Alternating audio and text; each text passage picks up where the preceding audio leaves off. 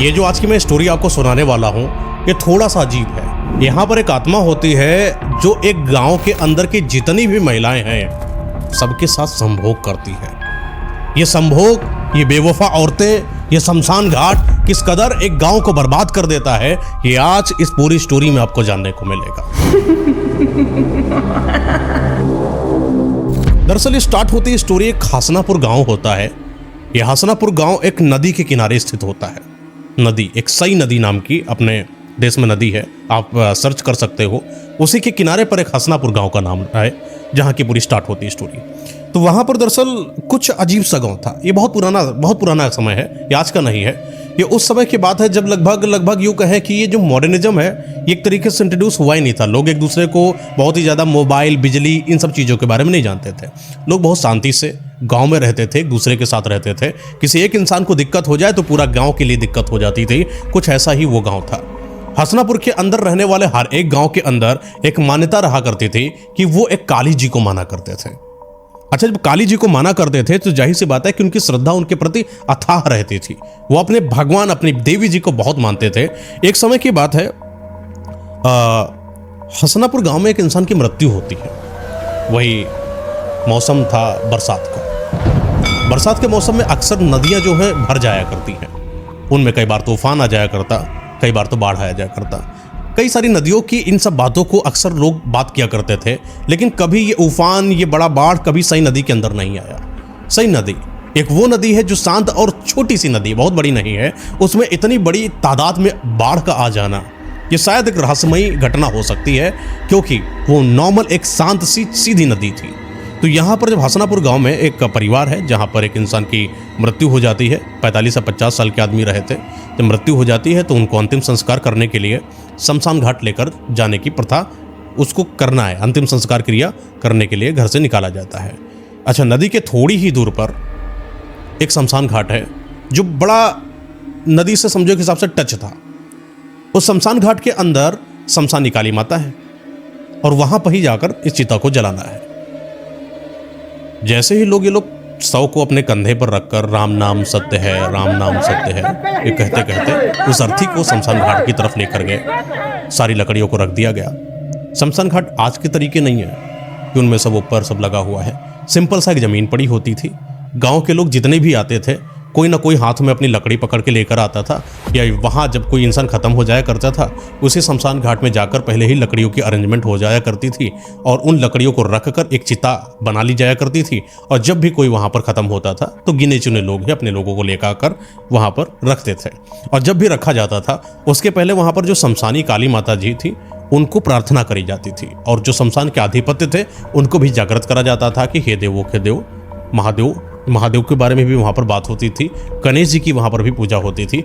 उसके तदुपरांत ही हम चिता को सजाते थे।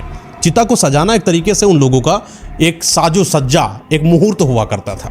उस समय पर ही चिता को सजा सकते हैं, तरीका होता था, बड़ा पुण्य काम होता था उनके लिए, और बड़े अच्छे ढंग से वो लोग चिता को सजाते थे, पूरे विधि विधान से करते थे। लकड़ी को रखते थे, पूरा प्रॉपर मंत्रों से पूजा करते थे। उसके बाद उस पार्थिव शरीर को चिता के ऊपर रखते थे। तब आग जलती थी और आग जलाता था उनके घर का ही कोई बड़ा बेटा या घर का कोई सदस्य। आग जब तक जल ना जाए, जब तक पूरी चिता ठंडी ना हो जाए, तब तक वहाँ का कोई ना कोई सदस्य, मतलब कोई सदस्य वहाँ से उठकर नहीं जाएगा।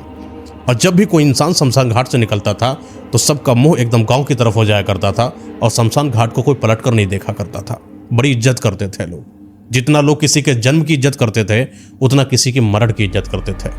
और वहाँ की देवी की तो अथाह ही आस्था थी सब लोगों के अंदर। समय बीतता है, लोग वहाँ पर इस शव यात्रा में जो शव को लेकर आए हैं और शमशान घाट में पहुँचते हैं। परमिशन ली जाती है शमशान काली जी से, अधिपति जी से, महादेव जी से, गणेश जी से, और चिता को जलाया जाता है, मतलब सजाया जाता है। उसके ऊपर शव को निकाला जाता है, अर्थी को किनारे रख दिया जाता है, पार्थिव शरीर को पकड़कर उस पर रख दिया जाता है। चिता जलने ही वाली थी कि तब तक देखा कि जो चिता में जो जलाने वाला जो सामान होता है वो कोई गलती से लाया नहीं, और इतनी बड़ी गलती आज तक किसी के साथ नहीं हुई थी। ये गलती थी, पता नहीं क्या था, उन लोगों के लिए बड़ा शॉकिंग था। तो भेजा गया दोनों दौड़ के कि गांव से लाया जाए। घी वगैरह रह गया था तो घी लगाया गया और अब चिता को आग देना है। चिता को आग दे दी गई। बड़ा समय विलंब हो चुका था, लगभग सूर्यास्त के आसपास का समय था। कहा जा रहा था कि सूर्यास्त के समय किसी लाश को जलाना नहीं चाहिए, क्योंकि इसके बाद ये बड़ा गलत होता है। लेकिन सूर्यास्त का समय के पहले ही, वही 10 मिनट के पहले ही चिता को आग लग जाती है। और जैसे ही चिता जलना शुरू करती है, ऐसा लगा जैसे बहुत धधक धधक के जल रही हो। जो चिता को जलने में लगभग 2-2, 3-3 घंटे लगते हों, वो चिता जैसे इस कदर जल रही है कि मात्र 30 मिनट में ही जलकर राख हो जाएगी। सारे के सारे लोग इस दृश्य को देखकर एकदम अलग हो गए। पता नहीं क्यों थोड़ी देर पर कलकल कलकल करती आवाज़ आई, अजीब सी कलकलाती सी आवाज़ थी। वहीं पर किसी ने बड़ी चिल्ला कर बोला, अरे भैया बाढ़ आ गई, बाढ़ आ गई, लगता है नदी फट गई। ये आवाज़ किसी को सुनाई देती न सुनाई देती, लेकिन ये आवाज़ बड़ी भयावह थी। ये आवाज़ कहाँ से आई थी ये नहीं पता चल रहा, क्योंकि कोई ना कोई सदस्य वहाँ पर था जो ये आवाज़ को दे रहा था। और जितने भी लोग चिता पर खड़े होकर वहाँ पर चिता को जलाते थे, ये वहाँ का नियम था कि जब तक चिता जलकर राख ना हो जाए तब तक कोई इंसान किसी से बातचीत नहीं करेगा। तो ये आवाज़ आई कहाँ से, ये अपने आप में रहस्य था। लेकिन रहस्य गया कोने में। असल में अभी हमें इस चीज़ की जानना जरूरत है, ये पानी कहाँ से आ रहा है। ये अचानक इतना कलकलाता हुआ पानी धीरे धीरे जैसे शमशान घाट के अंदर ही प्रवेश कर रहा हो। सब लोगों की आंखें उधर की तरफ चली गई, क्योंकि पानी उनके पैरों यानी जमीन तलवे के पास आ चुका था। तो देखा कि सई नदी में बाढ़ आ चुकी है। वो बाढ़ इतनी भयावह धीरे धीरे होने लगी कि वो पानी जैसा जो स्तर है जो जमीन से यहाँ तक आ गया, घुटनों तक आ गया। और जो चिता थी वो चिता जो है पानी में ही लगभग डूब रही थी। मात्र 10 मिनट भी नहीं बीते, ऐसा लगा जैसे शमशान घाट यहाँ कंधे ये क्या कमर तक जैसे डूब चुका हो। सब लोगों ने बोला कि छोड़ो ये सब, अब चिता भागो, अपनी जान बचाओ, क्योंकि बचने का कोई रास्ता मिल नहीं रहा है। तुरंत भागना है तो बस भागना है, जैसे तैसे भागो। जैसे जैसे वो गांव की तरफ भागते जा रहे हैं, पानी उनकी तरफ आता जा रहा है। लेकिन जो गांव है वो थोड़ा ऊंचाव पर है, ऊंचान है वहां पर, तो पानी इतनी जल्दी गांव के अंदर प्रवेश नहीं करेगा। खेतों के अंदर आ चुका है, लेकिन लोगों ने साफ देख लिया है कि वो जो बाढ़ है, वो जो पानी है, उसने पूरा शमशान घाट को अपने आगोश में ले लिया है। वो जो जलती हुई चिता जो अभी अधजली है, जो इंसान अभी जल रहा था, अभी जला भी नहीं, सही से आग भी नहीं पकड़ा, वो तो अभी जला भी नहीं और वैसे ही ठंडा हो गया। वो अधूरी जली हुई चिता, वो अंतिम संस्कार, दाह संस्कार की क्रिया पूरी ना हो पाना, ये हर एक इंसान के लिए बड़ी व्यथा की बात थी। सबको बड़ा अजीब लग रहा था, लेकिन करे तो करे क्या करे, भागना है, जान बचाना है। किसी ने ये चीज को नहीं देखा कि क्या सच में वो इंसान जला भी है, या उसको लेकर आ जाकर एक दोबारा से दाह संस्कार या अंतिम संस्कार की क्रिया को करा जा सके। किसी ने ध्यान नहीं दी। अच्छा, एक और नियम था कि जब आपकी चिता संपन्न हो जाती, जलकर राख हो जाती है, तब आपको फूल चुगने की बारी होती है। वहां पर कुछ लोग तब तक रुकते हैं जब तक वो आग ठंडी ना हो जाए, और हड्डियों के जो टूटे हुए जो पार्ट बचे होते हैं, जिनको अस्थि विसर्जन के लिए ले जाया जाता है, उन अस्थियों को कलेक्ट करने की बारी आती है, उनको कलेक्ट ना कर लिया जाए, तब तक आपको वहाँ से जाना नहीं है। और जब आप जाओगे तो वहाँ के जो शमशानी माता, शमशानी काली माता, उनके बारे में भी बोलना है। मंत्रोच्चार करने के बाद आत्मा की अच्छी जो रास्ता तय हो सके बैकुंठ धाम तक, उसकी कामना करके माता जी से वहाँ से निकलना होता था। यानी यूँ कहें कि आपकी चिता जलने के बाद एक बार ही सही आपको अपने देवी जी से मिलना पड़ता था, लेकिन कोई मिला नहीं, सब भागे। आज सारी घटनाएं हो चुकी थी। चिता जलने के पहले घी का ना मिल पाना, जलती हुई चिता अधूरी में रह जाना, और अधूरी चिता को छोड़कर भाग जाना, और अपनी देवी से ना मिलना और आधिपत्य से आग्रह ना लेना, ये सारी चीजें आज हो चुकी थी। और आज गाँव वालों ने गलती कर दी। लेकिन गांव वालों को यह तो पता था कि हम लोगों ने गलत किया है, लेकिन अब उसका पश्चाताप करने से क्या होता, अब तो गलत हो चुका है। तो वहां के कोई बड़े बुजुर्ग से सबने बोला, भैया अब जो हो गया, चलो देवी जी से माफ़ी मांगी जाएगी और सब लोग अब घर चलो अपने। थोड़ी देर के बाद वो लोग, वही रात का समय था, अपने घर के अंदर पहुंचते हैं।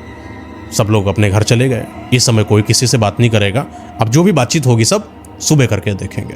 सुबह होता है, सूर्योदय होता है, सूरज की किरणें निकलती हैं। सब गांव वाले आसपास जाकर देखते हैं तो देखा कि पानी हाँ फैला है, पर बाढ़ इतनी भी नहीं आई थी। बाढ़ आई, शमशान घाट खत्म हो चुका है, वहाँ का मंदिर भी खत्म हो चुका है, और आसपास जो खेत हैं, खेत में लगी हुई फसल भी थोड़ी थोड़ी खराब हो चुकी है। पर हाँ, नदी अब शांत हो चुकी है और नदी वैसे ही बह रही है जैसे वो पहले की तरफ बहती थी। गाँव के जितने भी लोग थे सही से काम करने लगे और सब समय बीता। लगभग 10 दिन, 12 दिन, 13 दिन तक आसपास हो गए। अच्छा, जिनके घर में वो इंसान खत्म हुआ था, 13वीं तो करना है, 10वां तो करना है। 10वां भी संपन्न करा गया, 13वीं भी संपन्न करा गया। सब लोग 13वीं में खाना वाना खाने आए, सबको लगा कि ठीक है, जैसा भी गलत हुआ, लेकिन आगे की जो क्रियाएं हैं उनको तो कम से कम सही कर लिया जाए। 13 दिन बीत जाते हैं, 14-15वां दिन भी बीत जाता है। धीरे धीरे उनके घर में आने वाले जो रिश्तेदार हैं उनका भी आना जाना खत्म हो जाता है, और वैसे ही जो अकेला घर या शांत घर जो रहता है वो वैसे ही रहने लगे। अच्छा, 15वां दिन बीत जाता है। एक बार की बात है कि इनके जो छोटे छोटे बच्चे थे उन्हीं परिवार में बाहर खेल रहे होंगे। तो देखा कि जो बाहर खेल रहे थे बच्चे कुछ ज़्यादा ही हंस रहे हैं। एक होता है लिमिट, होता है हंसने की। एक लिमिट के ऊपर जब आप हंसते हो तो बड़े अजीब से लगते हो। उनके बच्चों की वो हंसी नॉर्मल नहीं लग रही थी। ऐसा लग रहा था जैसे वो जानकर कोई हंसा रहा हो उनको। कोई अंदर, उनके अंदर कुछ है, कुछ तो गलत है उनके अंदर, जो महसूस तो हो रहा है पर दिख नहीं रहा है, पता नहीं क्या। लेकिन उनकी जो माँ है और जो उनके पिताजी हैं बच्चों के, इस चीज़ को देखते हैं, थोड़ा सा समझते हैं, कुछ समझ में नहीं आता तो बच्चों को अंदर बुला लेते हैं। बोले बेटा बाहर मत खेलो, बहुत हो गया, चलो अंदर चलो। और इस तरीके से अंदर लेकर आए। सुबह होती है। अच्छा, सुबह सुबह किसी के घर पर राख का मिल जाना बड़ा अजीब होता है। झाड़ू लगा रही थी महिला, उसको ऐसा दिखा कि कोई जैसा राख को फेंक कर चला गया हो घर में। और कोई आखिर राख किसी के घर में फेंकेगा क्यों? कारण क्या है? राख फेंकना अपशगुन होता है, राख मिलना अपशगुन होता है। सुबह सुबह, वो भी जब कोई झाड़ू लगा रहा हो। तो उस समय महिला के साथ अपशगुन हुआ तो उसने अपने पति से बोला, सुनो, कोई लगता है सुबह सुबह राख फेंक गया है, वो भी अपने घर में। अपने घर में तो बच्चे हैं, अपने घर में बिटिया है, भला पूरा परिवार है, भला हमसे क्यों कोई जलेगा? हम लोगों ने किसी का गलत तो नहीं करा, अचानक राख का आ जाना आपको कुछ अजीब नहीं लगता? पति बोलता, हाँ बात तो अजीब है, क्या पता किसी की आग लग गई हो, क्या हो सकता हवा वगैरह चली हो, तोड़ के यहाँ पर आ गई हो। तो आसपास लोगों से बात किया, क्योंकि सो रहे थे, इनको नहीं पता था रात में क्या हुआ। तो किसी से पूछा गया कि भैया आंधी वांधी या हवा चली थी क्या? तो किसी ने बोला भैया पूरा रात गर्मी रही है, उमस वाला होता है ना, बरसात का मौसम होता है तो कई बार ऐसा होता है गर्मी बड़ी ज़्यादा उचटती है, उमस एकदम पसीने जैसी, उसमें हवा तो छोड़ दो, वृक्ष का एक पत्ता भी ना हिले, इतनी शांति होती। लोगों ने बोला जब हवा नहीं चल रही, राख कहाँ से आई? थोड़ी देर के बाद थोड़ा ठीक है, हटाओ, छोड़ो, आगे अपना काम करो। सब अपने काम पे निकल गए। ये लोग अपना खाना वाना महिलाएं बनाने लगी। अच्छा, खाना महिलाएं बना ही रही थी कि उनको देखा कि किसी जो उनका चूल्हा था, चूल्हा टूट गया हो। जैसे मिट्टी का चूल्हा बनना, मिट्टी का चूल्हा जब बनाया जाता है ना तो उसमें कई सारा अपना इमोशन, भावनाएं सब जुड़ी होती हैं। और कहा जाता है कि एक परिपक्व चूल्हे का टूट जाना ये भी एक अपशगुन होता है। तो जैसे वो रोटी बना रही थी, रोटी से चिमटा से ऐसे रोटी करा तो देखा कि धड़ास टूट गया, ये भी अपशगुन हो गया। ये सिर्फ इनके नहीं हुआ, कई लोगों से जब महिलाएं बाहर बात आके, अभी तो शहरों में नहीं होती बातचीत, गांव में होती है कि महिलाओं की पंडाल लगती है, आपस में बातचीत करती, भैया तुम्हारे यहाँ क्या बनेगा, तुम्हारे यहाँ क्या बनेगा। तो उसमें से एक महिला बोलती है कि यार सुबह सुबह तो हमारे यहाँ भी राख मिली थी, मुझे लगा कि हो सकता हो किसी ने फेंक दिया हो, तो मैंने किसी से बातचीत नहीं करी, लेकिन तुम्हारे यहाँ भी राख मिली। फिर पता चला कि गाँव में 2-4 और लोगों के यहाँ राख मिल रही। एक बोल रहा है कि कोई कटा हुआ मांस फेंक कर चला गया था, जबकि वो लोग तो मांस खाते ही नहीं थे। कोई बोल रहा है कि हमारे यहाँ मरा हुआ एक कौवा मिला, छत पर पड़ा हुआ था। कोई कह रहा कि मैं सोया हुआ था, बड़ा अजीब सा डरावना सपना आ गया। तो कोई कह रहा मैं सोया हुआ तो ऊपर से छिपकली गिर गई। तो ये वो अपशगुन है जो बड़े अजीब थे। एक कह रहा कि रात में बिल्ली की आवाज आ रही सुन रोने की। पहले सारस उड़ती थी घरों में, जिनके यहाँ पर कोई मरने वाला होता था।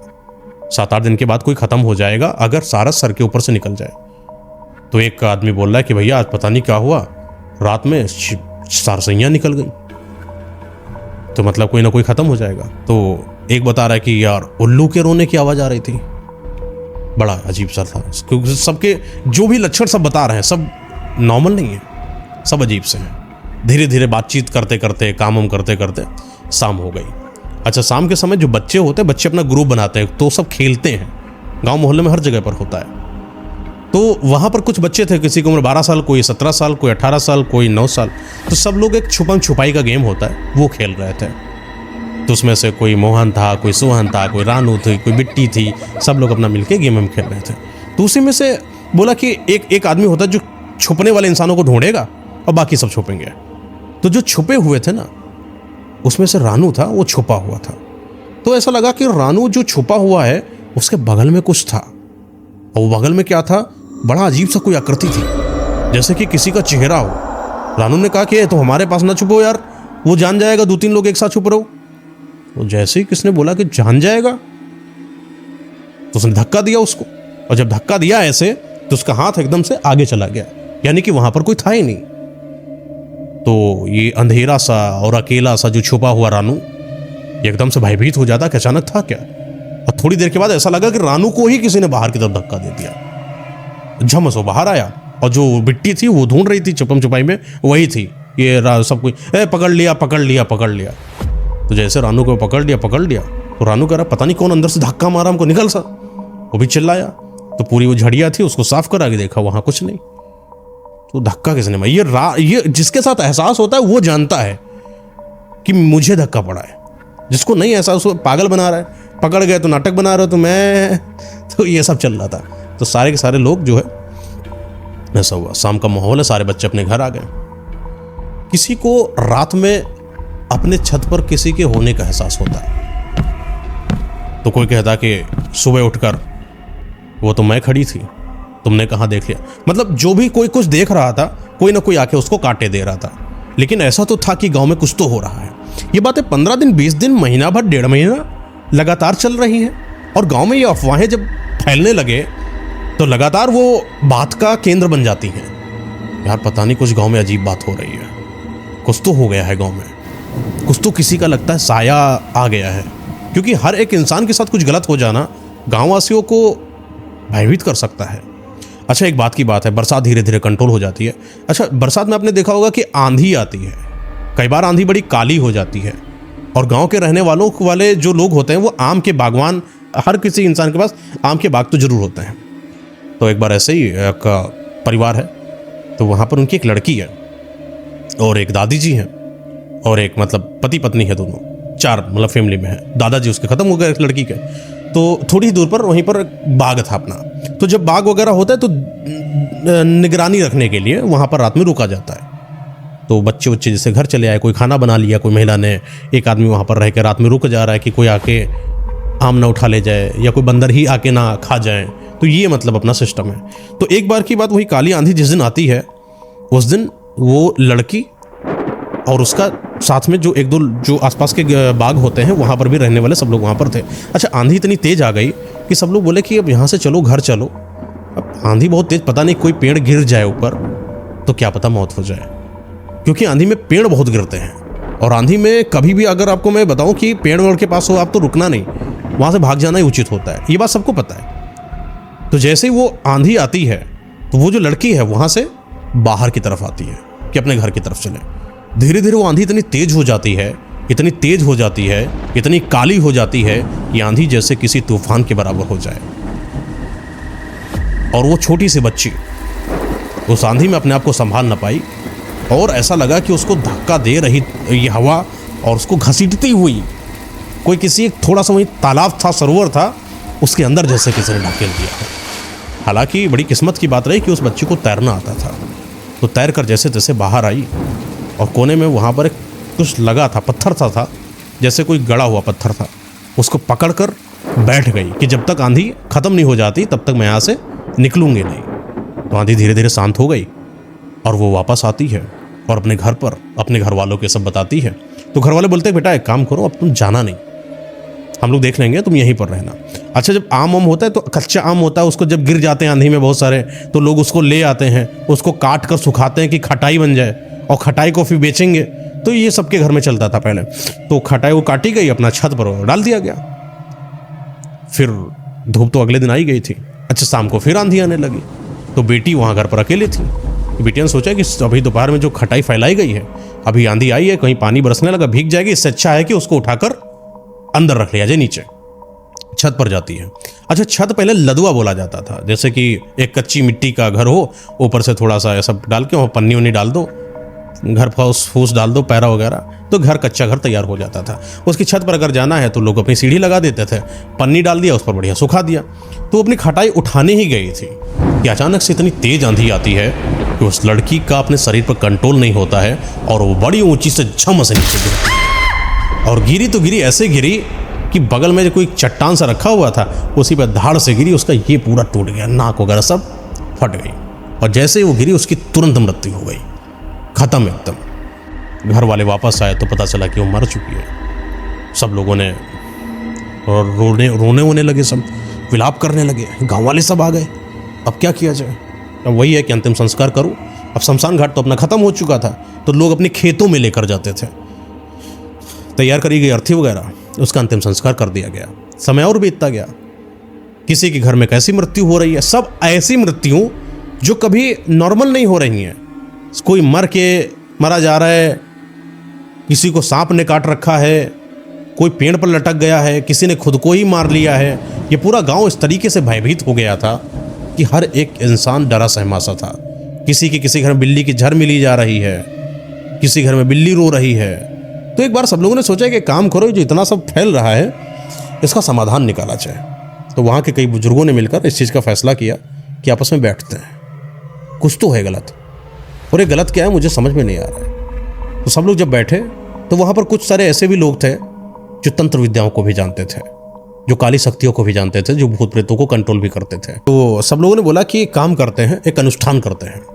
उस अनुष्ठान को देवी जी के पास प्रस्तुत करा जाएगा। उस अनुष्ठान से हमें यह पता चल पाएगा कि आखिर यहाँ पर समस्या कहाँ पर है। तो अनुष्ठान करा गया। अनुष्ठान जैसे ही करा गया, उस अनुष्ठान में पता नहीं क्यों अड़चने आ रही थी बार बार। एक कुत्ता दौड़ता दौड़ता उस अनुष्ठान के बीच से निकल गया। आपका अनुष्ठान चल रहा हो, वहां से कुत्ता अगर गुजर जाए, अब शगुन होता है, और उस अनुष्ठान को रोक देना ही उचित रहता है। अगर वो करा गया तो नकारात्मक शक्तियों को बढ़ावा दे देता है। सब लोगों ने यही समझौते पर निकाला कि इसको यहाँ पर रोक दिया जाए। अब इतना तो समझ में आ गया कि कुछ यहाँ पर गलत है, इसलिए अपने बच्चों और अपनी बीवी और अपने बेटों सबको संभाल कर रखो, और रात में हर एक इंसान जगेगा। तो मतलब एक ड्यूटी चलेगी, कोई आज सो जाएगा तो कोई कल सो जाएगा, एक आदमी घर का जगेगा। अगर मान लो कोई बात भी हो जा रही है तो कम से कम उसको बचा लेगा। तो ये दहशत का माहौल कम से कम नहीं, अच्छे खासे दिन तक गांव वालों के बीच में रहा। गांव वाले इससे ग्रसित रहे बहुत ज़्यादा। कुछ समय के बाद कुछ ऐसी भी बातें निकली जो आप और दुनिया के हर एक इंसान के लिए पचाने जैसा ही नहीं था।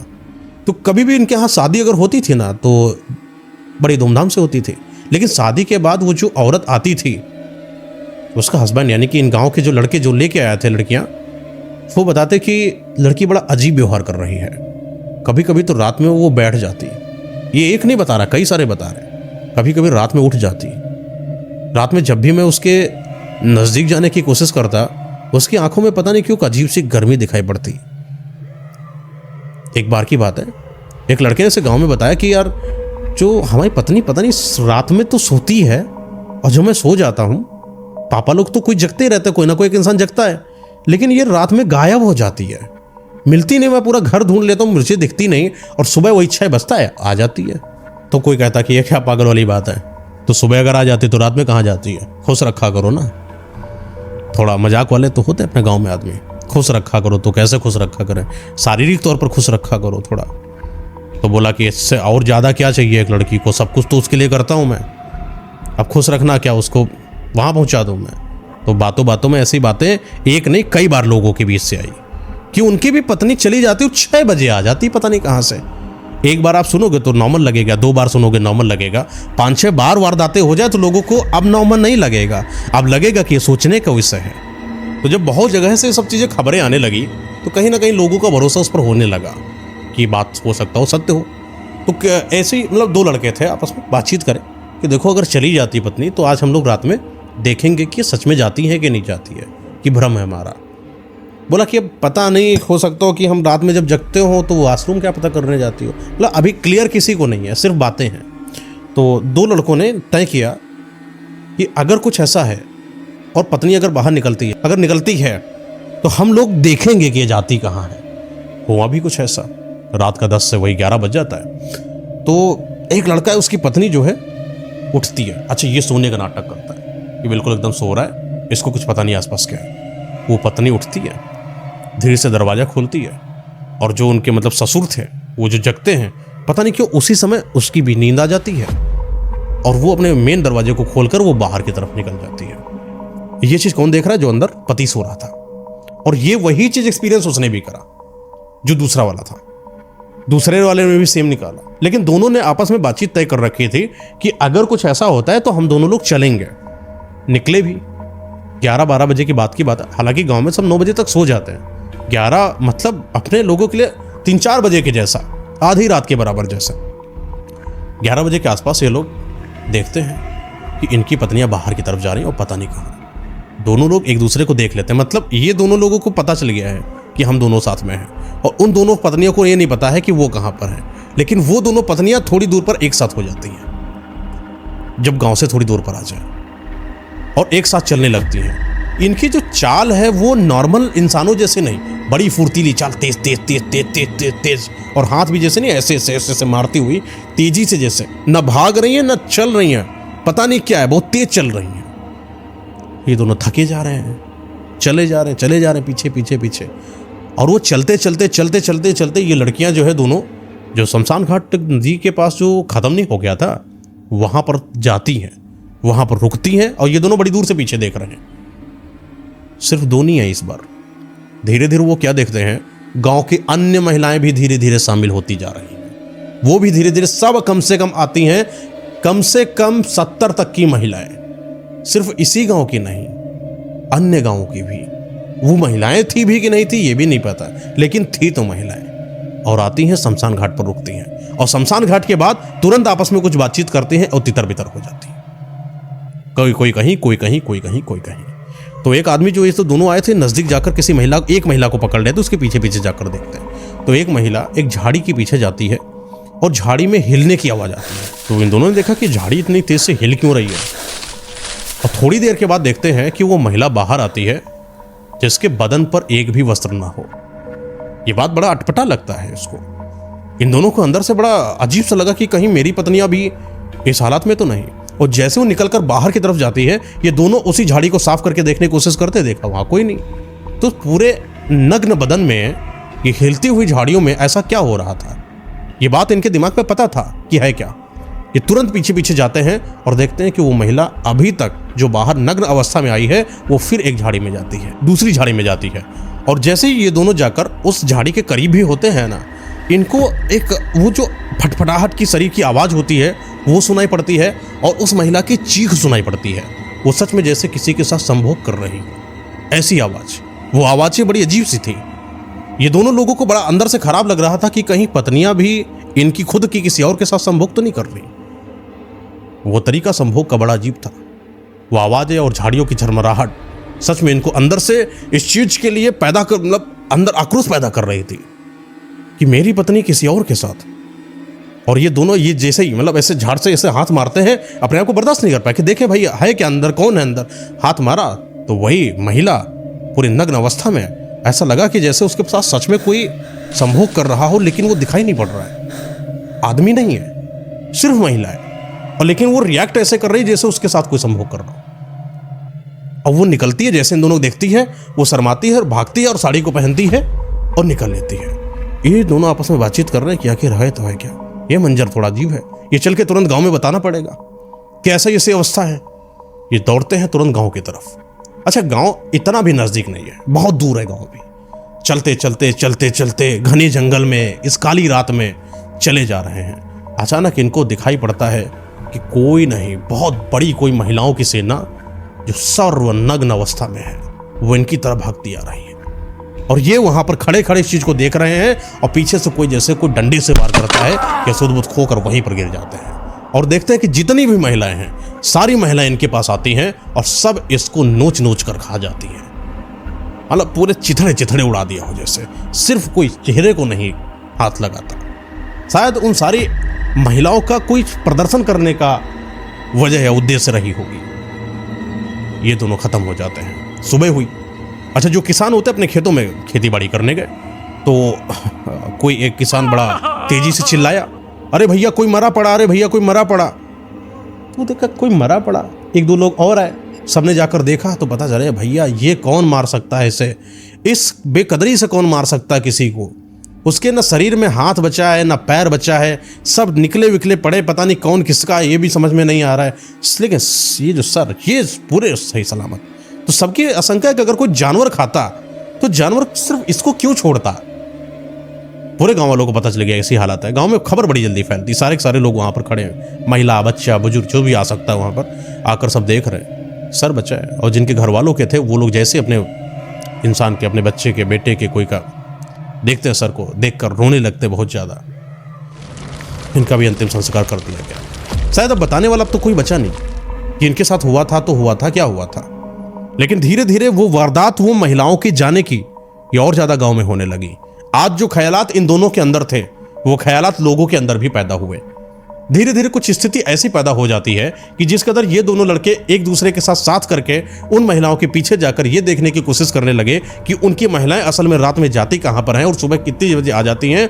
तो जब आई तो कई लोगों ने पूछा कि तुम 6 बजे तक आती हो, रात में जाती कहां हो? तो कोई बोला तुम सो रहे थे, मैं वॉशरूम गई थी। अच्छा, वॉशरूम का क्या सीन है? तब तो अपने आप पर वो लेटरिन वगैरह होती है, पहले तो होती नहीं थी। तो कोई बोला कि मैं खेत गई थी। तो कोई आदमी इतना ज़्यादा ध्यान नहीं देता, लेकिन एक समय आ गया जब सबके कम से कम 10-12 आदमी इसी चीज़ को पकड़ लेते हैं कि आखिर निकलती का है। तो फिर वही प्लान बना जो इन लोगों ने बनाया था।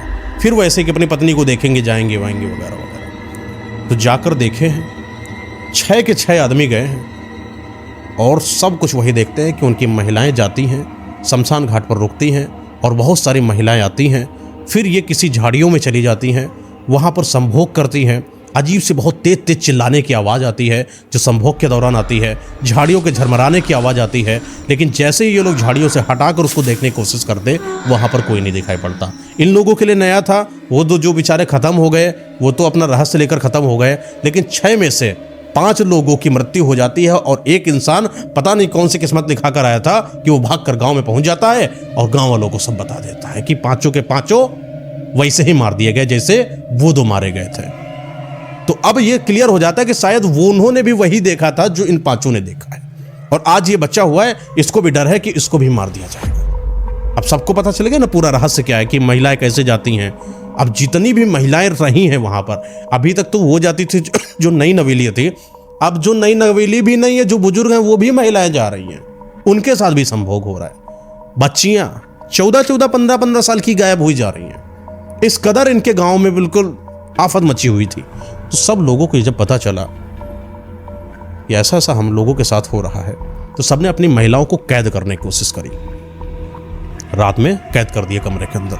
अब रात जैसे ही 10 बजती, जैसे मान लो कोई एक संतोष नाम का आदमी है, उसकी एक महिला बगल में लेटी है, रात के 10 बज चुके हैं। अब वो निकल कर वो खड़ी होती है, बगल में लेटा है ना संतोष, ऐसे आराम से वो बगल में लेटी है और खड़ी होती है। वो खुला आंखों से ऐसे बंदा को सब देख रहा है। और जैसे खड़ी होने का तरीका, एक इंसान खड़ा कैसे होता है, नॉर्मल खड़ा हुआ, वो सीधा खड़ी होगी जैसे ये है ना, पूरा शरीर ऐसे एकदम खड़ा होगा, बिल्कुल पैरों के बल बिल्कुल खड़ी, एकदम से खड़ी हो गई, एकदम से कूद कर नीचे आएगी, दरवाज़ा खोलेगी, जाने की कोशिश, दरवाज़ा खोल रही लेकिन दरवाज़ा बंद है।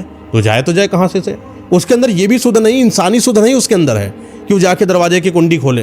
वो कुंडी खोलती है और फट मारती है, लेकिन दरवाजा खुलता नहीं है क्योंकि दरवाजा कहाँ से बंद है, बाहर से इस बार। तो वो बस दरवाजे को मारती रहती, जैसे कि कोई एक ऐसा पुतला हो जिसको अपने शरीर पर कंट्रोल ना हो, कोई उसको और कंट्रोल कर रहा हो। उसको ये भी ना होश हो कि बाहर से बंद है तो रुक जाना चाहिए। वो वापस आती है और उसे बिस्तर पर लेट जाती है। और ये जो मंजर है ना, ये हर किसी के लिए बड़ा अजीब सा है, खासकर उस पति के लिए। धीरे धीरे जिस चादर को वो ओढ़कर सोई थी ना, उसका चादर उठता है, बट वो चादर किसने उठाया ये पता नहीं चल रहा। अपने हाथों से तो नहीं उठता, चादर पूरा खिसक के नीचे चला गया है। वहाँ की जो औरतें साड़ी पहनती हैं, धीरे धीरे उनका पल्लू खींचा जाता है, पूरी साड़ी निकाल दी जाती है। धीरे धीरे उसके जितने भी वस्त्र हैं, पेटी कोट हो, ब्लाउज हो, वो सब निकाल दिए जाते हैं। और कौन निकाल रहा है कुछ नहीं दिखाई पड़ रहा है। और वो होश खो के जैसे सो रही हो, उसको नहीं पता चल रहा है जैसे क्या हो रहा हो। और ये भी अपनी आंखें बंद करके सब देख रहा है कि हो क्या रहा है, और वो डर भी रहा है अंदर से। धीरे धीरे उसको ये एहसास होता है कि कोई मेरी पत्नी के साथ संभोग कर रहा है, उसको मार रहा है, कभी गाल पे मार रहा है, कभी उसके बाल को खींच रहा है। लेकिन वो जो चीज है, वो जो मंजर है, वो व्यक्त नहीं कर पा रहा है, क्योंकि अगर वो आवाज भी कर दे तो पता नहीं क्या हो जाए। सुबह होती है, सब शांत हो जाता है। सुबह नॉर्मल उसी महिला अपने उसी स्वरूप में, जैसे वो पत्नी के रूप में रहती है, वैसे उठती है, उसके पति को जगाती है। लेकिन इसको तो सब पता है किसके साथ क्या हुआ। इसने जाकर गांव के हर मर्द को ये बात बताई। और अगला दिन था कि गांव का हर एक मर्द अपनी पत्नी और अपनी बिटिया के साथ सब देख रहा था कि असल में ये हो क्या रहा है। सेम वही हो रहा था कि सबकी महिलाओं को बाहर से हर एक दूसरे इंसानों ने बात कर रखी थी, मर्दों ने, तुम हमारा दरवाजा बंद कर जाना, तुम हमारा बंद कर जाना, कि बाहर निकल ना पाए। जब महिलाएं बाहर नहीं निकली तो सब महिलाओं के साथ संभोग हो रहा था उन्हीं के घर के अंदर, और वो भी बड़ी बर्बरता के साथ, वो भी बड़े अजीब तरीके से कि कोई इंसान देख ले बड़ा अजीब लगे। और संभोग करने के बाद जैसे ही सुबह की वो पहली किरण बनती, सब भाग जाते और ये लोग अपने कपड़े उपड़े को खुद ही पहनती।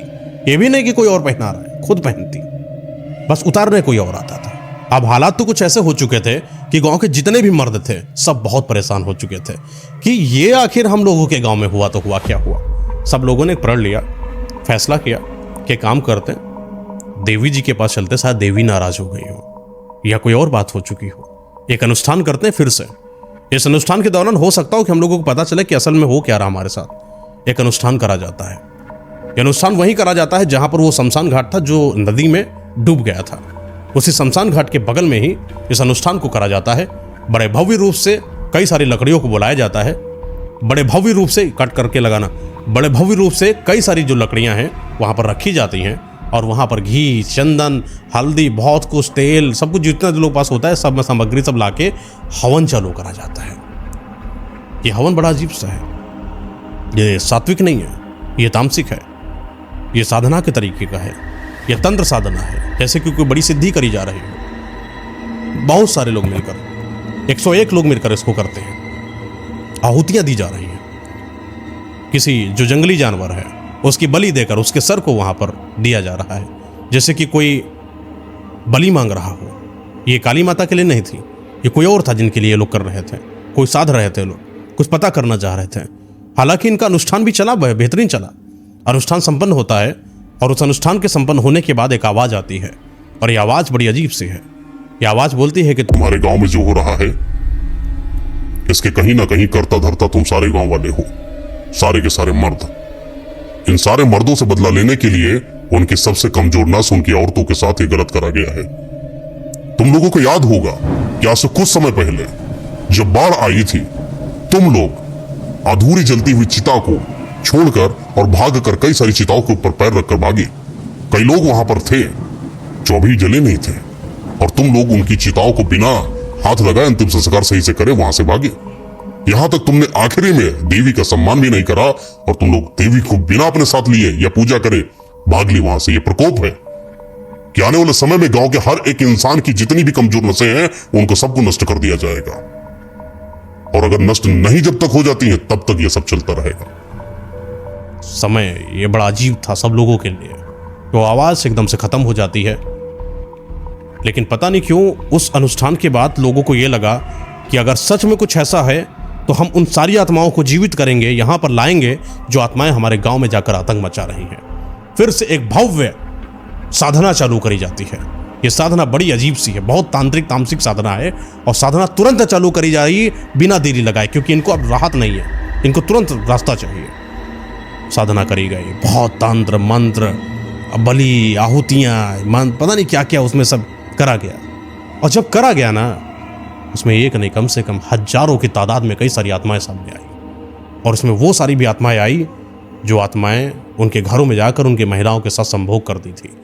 सोच कर देखो वो मंजर, जब हजारों की तादाद में आत्माएं और एक साथ में आवाज में गूंज रही हो और ये बोल रही हो कि हाँ मैंने तुम्हारी महिलाओं के साथ संभोग किया, हाँ मैं तुम्हारी महिलाओं को पसंद करता हूँ, हाँ मैं तुम्हारी महिलाओं के साथ अभी भी करूँगा और तब तक करता रहूँगा जब तक मेरी इच्छाएं खत्म नहीं हो जाती। ये मंजर चलता गया चलता गया चलता गया। वो आत्माएं इनके जो भव्य ये साधना कर रहे थे, जो आग जला रहे थे, उसके ऊपर कुछ आता है और ये पूरा अस्त व्यस्त हो जाता है, पूरा टूट जाता है, और वो वहां से भागते हैं गांव वाले, क्योंकि सारी आत्माएं, कोई किसी को पकड़ रहा है, कोई किसी की टांगे पकड़ के नीचे दे रहा है, कोई कुछ कर रहा है, भगा रहा है एक तरीके से वहां से, और सारे गांव वाले भागकर अपने घरों में घुस गए। और सब ने अपनी औरतों को मारा। उन्होंने बोला कि अपनी अगर दुखती नब्ज मेरी औरत है तो मैं औरत जात को खत्म कर देता हूं अपने गांव से। फिर क्या होगा, फिर तो मेरा क्या कर पाओगे। सब ने अपनी अपनी महिलाओं को अपने हाथों से मारा था, अपनी बच्चियों को अपने हाथों से मारा था। उस गांव में कहीं पर कोई महिला दिख जाए सीधा मार दो, कुछ ऐसा हो गया था। बगल के कई और गांव थे, उनको यह खबर नहीं थी, लेकिन जिस तरीके से महिलाओं को मारा गया ना, ये चीज़ सही नहीं थी। वहाँ की देवी इससे अपमानित हो रही थी। देवी जिस तरीके के संस्कार को पैदा करे थे अपने गांव के समाज के लोगों के बीच में, और आज वहाँ पर जब महिलाओं के साथ मारा गया तो जैसे देवी ने आज साक्षात अपना रूप लिया हो। देवी का आह्वान बिना करे आज देवी साक्षात इन पुरुषों के सामने आती हैं और बहुत रौद्र आवाज में बोलती हैं कि तुम सबको इसका दंड मिलेगा। और फिर थोड़ी देर के लिए देवी खत्म हो जाती हैं, वहाँ से चली जाती हैं और एक अजीब सी आंधी आती है। और ये आंधी कोई नॉर्मल आंधी नहीं, बड़ी चक्रवात तूफान वाली आंधी। कहा जाता है कि वो चक्रवात और तूफान वाली आंधी ने इस पूरे गांव को एक लपेटे में लेके सबको मार दिया था, और जितने भी घर थे सबको खंडहर ऐसे से गोल गोल घुमा के पूरे घरों को एक साथ लगा के एक टीला बना दिया था। वो गांव पूरा नष्ट होकर एक टीले में तब्दील हो गया था। अच्छा, उस गांव की जो रास्ताएं थी वो कई और गांवों को जोड़ती थी। वहां से अगर जाना है आपको कई और गांव के लिए तो उससे जाना पड़ता था। तो अब जो कोई भी इंसान उस टीले के पास से जाता, समय तो गुजर गया, बहुत समय हो गया आगे, तो इंसान कोई भी उस टीले के पास से जाया करता, मतलब उस गांव के पास से जाता, तो किसी को लगता कि कोई उसके साथ है, कोई उसके साथ साथ चल रहा है, जैसे कि कोई उसके कंधे के पास हाथ रख रहा हो। तो कहा जा रहा है कि जो टीले के पास से जब भी कोई इंसान निकलता, उनके घरों की महिलाओं के साथ गलत होना चालू हो जाता। फिर वही संभोग क्रिया, उनकी महिलाओं का अकेले रोना, अकेले कोने में दुबक कर रहना, उनको एहसास होता जैसे कि कोई उनके साथ है। उनकी कोई बच्ची हो, जैसे कम एज में ही पीरियड्स का आ जाना, गर्भवती अचानक हो जाना, 9 महीने के पहले 2 महीने में गर्भवती हो जाना, कुछ ऐसी अफवाहें घटनाएं सब होने लगी। गांव के अलग अलग लोग परेशान हो गए कि आखिर ऐसा हो क्यों रहा है। सब लोगों ने और ज़्यादा जब मंथन किया, पता चला कि जब भी कोई इंसान इस टीले के पास से निकल रहा, उनके घरों में कुछ गलत जा रहा है। तो वहाँ के एक बुजुर्ग आदमी थे, उनके संपर्क एक बढ़िया तांत्रिक से था। तांत्रिक आकर इस चीज़ के बारे में आकलन करते हैं और पूरा जो टीला था, जो मतलब जो पूरा गांव था, जो खंडहर हो चुका था, उस पर 51 परिक्रमा लगाते हैं। और 51 परिक्रमा लगाते दौरान अपने कमंडल से पानी को छिड़कते छिड़कते जा रहे थे। उनके हाथों में कई सारे यंत्र थे, गोमती चक्र वगैरह जैसी चीज़ें, बहुत सारी कौड़ियाँ जैसी। वो छोड़ते जाते, फिर वापस 51 ऐसे करा, और 51 करने के बाद आए, जिन जिन लोगों की यहाँ भी समस्याएं थी, उन घर के समस्याओं के पास, मतलब घरों में जाकर हाथों में छोटा थोड़ा सा कोई प्रसाद था वो दे देते थे, बोलते थे सब लोग खा लेना, आज से तुम लोगों के यहाँ समस्या खत्म हो जाएगी, मैं यहाँ पर बांधे दे रहा हूँ। कई सारे लोग थे, मुखिया वगैरह होते हैं गांव के, सबको बुला के समझाया गया। यहाँ पर जो भी घटित हुआ सब कुछ बताया गया कि किस तरीके से हुआ, इन डिटेल पूरा बताया गया वहाँ। और बताने के बाद ये बताया गया कि उन देवी को अगर कोई भी इंसान यहाँ टीले पर विराजित कर दे तो देवी का सम्मान हो जाएगा, और जब देवी सम्मानित हो जाएंगी तो यहाँ पर जो नकारात्मक शक्तियों का वास है, जो ये प्रभाव डाल रही हैं आप लोगों के बीच में, ये डालना खत्म हो जाएगा। तो लोगों ने भी बोला ठीक है, देवी जी को सम्मान के तौर पर वहाँ पर स्थापित करा गया, और इस चीज़ को बोला गया कि कोई भी यहाँ पर आकर पूजा पाठ नहीं करेगा, सिर्फ देवी जी वहाँ पर विराजमान है, लेकिन इसका मतलब ये नहीं कि कोई इंसान जाकर वहाँ पूजा करेगा। अच्छा, समय और बीता, 10 साल बीत गए, कम से कम 12 साल बीत गए, कम से 15 साल हो गए धीरे धीरे। हालांकि गाँव के आसपास के जो गाँव थे उनको तो पता ही था। अच्छा, जो नई जो प्रजाति पैदा हुई, जो जनजाति पैदा हुई, उनको भी इस चीज़ के आगाह करा गया कि भैया कभी कोई टीले के ऊपर ना जाए और कभी देवी को अपमानित ना करे, बस उसके पास जाए कोई दिक्कत है, बस ऊपर वहाँ पर ना जाए। अच्छा, होता है जब आप 15-20 साल किसी चीज़ को कुछ घटित होते हुए ना देखो तो आपको लगता है कि काल्पनिक है। जैसे आजकल कोई इंसानों को भूत नहीं दिखाई पड़े, जैसे तो उनको लगता है भूत प्रेत आत्माएं तो कुछ होती ही नहीं है। तो वैसे वहाँ के कुछ थे उपद्रवी लड़के, जिनकी जवानी अभी उठान पर थी, खून एकदम गर्म था। तो बोले कि अभी तक तो कुछ हुआ नहीं, मैं तो रोज टीले पर जाता हूँ, मूत दूँ क्या यहीं पर। आपसी बात गाँव की, अब शब्द तो होते ही हैं। चलो मूत दिया, कुछ नहीं हुआ। अगले दिन गए, कुछ नहीं हुआ, क्योंकि वहाँ पर इस चीज़ को रोक दिया गया था भैया। अच्छा, कुछ समय के बाद लोग पलायित भी होते हैं, वहाँ के गांव के लोग कुछ पलायन करे, कुछ और जगह गए। कुछ लोगों ने बताया, कई सारे लोग जो जमींदार लोग होते हैं, पैसा वैसा उनके पास होता है, तो बोले कि उस ज़मीन पर अगर कोई कब्जा कर ले, हालांकि वहाँ पर गांव वाले डरते हैं, शहर वाले लोग अगर आ जाए कोई तो कब्जा करेगा भी तो गाँव वालों को दिक्कत नहीं होगी, क्योंकि सारे के सारे डरते हैं। तो अच्छा कोई एक जमींदार था, बढ़िया पैसा वाला था, ज़मीन वमीन खरीदता था, वो अपना पावर ओवर लेके आया और वहाँ पर कब्जा करने की कोशिश करी। गया माता जी को बोला, डर नाम की चीज़ उसके यहाँ कहाँ पर है, कहाँ भूत प्रेत आत्मा, कहाँ देवी का कुछ नहीं। गया देवी जी को प्रसाद चढ़ाया, बोला कि देवी को खुश हो गई, अब क्या दिक्कत है, और किनारे किनारे अपना बाउंड्री बना ली। जब वहाँ पर ये हमारा कब्जा है, जब कब्जा कर लिया, गांव वालों को बड़ा दिक्कत तो बड़ी हुई, लेकिन गांव वालों ने सोचा कि क्या पता भैया आप कहो ख़त्म हो गया हो, छोड़ो भैया, उतना पैसा वाला आदमी है, अब खोद बना दिए, अब हम लोग क्या करें, ठीक है अपना क्या ही था, सारे गाँव वाले ख़त्म ही हो गए। अच्छा, उस इंसान को ये नहीं पता था कि अभी भी कुछ यहाँ पर है। उसने खुदाई करना चालू करा। होता है कि जब आप टीले में क्या करोगे, पहाड़ जैसी जगह वहाँ का करोगे क्या, समतल बनाओगे ना, काटना पड़ेगा। तो वो खुदाई कराता है कि मिट्टी हट जाए, एकदम समतल हो जाए तो उसको यूज में लिया जा सके। खुदाई करते दौरान गड्ढा जब खुदता है तो गड्ढा गहरा खोदते हैं लोग, और उनको कुछ पत्थर भी दिखाई पड़े, जैसे मिट्टी उट्टी की जो दीवारें नहीं होती हैं वो दीवारें भी दिखाई पड़ी। तो कोई कारीगर आके, भैया खजाना मिला, दीवार मिली, दीवार में कच्चे ईंटें मिले। तो कोई कह रहा और ज़्यादा उतको, क्या पता खजाना मिल जाए। तो उतके गए, खजाना तो नहीं मिला, कंकाल मिल गए। एक नहीं बहुत कंकाल, खोदते गए कंकाल मिलते गए, खोदते गए कंकाल मिलते गए। कहा जाता है कि बस इन्होंने यही गलती करी थी। उस परिवार के जितने भी सदस्य थे या उस वहाँ पर काम करने वाले जितने भी लोगों के घराने के सदस्य थे, सबको वहाँ पर कोई अदृश्य साया आती है, सबको मार देती है, कोई नहीं बचता है। उस टीले को जैसे किसी ने फिर से जागृत कर दिया हो। उस टीले के आसपास से निकलने वाला इंसान अब फिर से उसी का शिकार हो जा रहा है जैसा पहले हो जाया करता था। और ये वो दिन था जिस दिन से जब लोगों को ये पता चलने लगा कि इस टीले के आसपास से भूल कर भी मत गुजरना, उन्होंने अपनी रास्ताओं को ही बदल लिया। लेकिन वो टीला श्रापित ही रहा, और वहाँ पर सच में कोई जब भी जाता उनका घर बर्बाद हो जाता। उनकी महिलाओं के साथ कोई संभोग करता, बर्बरता के साथ संभोग करता कि वो बताने के लायक न बचती। कई लोगों को मार दिया जाता, कई लोगों के प्राइवेट पार्ट को डैमेज कर दिया जाता, कई लोगों के गर्भवती होने के बावजूद भी उनके साथ संभोग करा जाता। और बच्चे कई लोगों के जब पैदा हुए थे, शैतान बच्चे पैदा हुए, बड़ी विकृत मानसिकता के पैदा हुए। उस टीले के पास कोई नहीं जाता, आज भी वो श्रापित है। और वहाँ खंडहर है, ऊसर जैसी ज़मीन है, बबूल के पेड़ बने हुए हैं। वो सिर्फ मैप पर है, इंसानों के जहन में है, भय के रूप में है, लेकिन असल में इंसानी कोई वहाँ पर पहुँच जाए ऐसा कुछ भी नहीं।